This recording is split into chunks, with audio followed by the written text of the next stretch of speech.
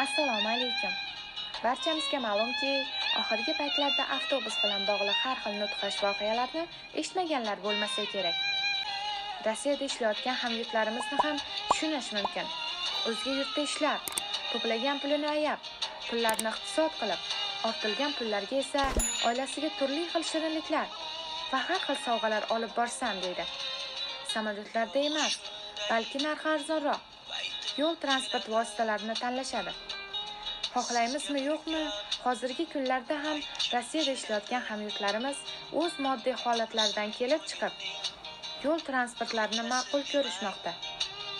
O'z yurtlariga ketayotgan hamyurtlarimizga esa maslahatimiz: dastlab ishonarli haydovchilarni toping. Bunda sizga Aziya Standart kompaniyasi asqotadi.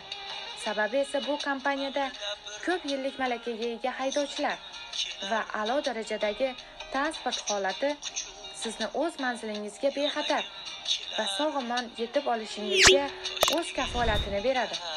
Va Qozog'istonga migratsion kartangizni yangilash uchun ham yengil mashinalar xizmati ham mavjud. Bizga qo'ng'iroq qiling. Safaringiz bexatar bo'lsin.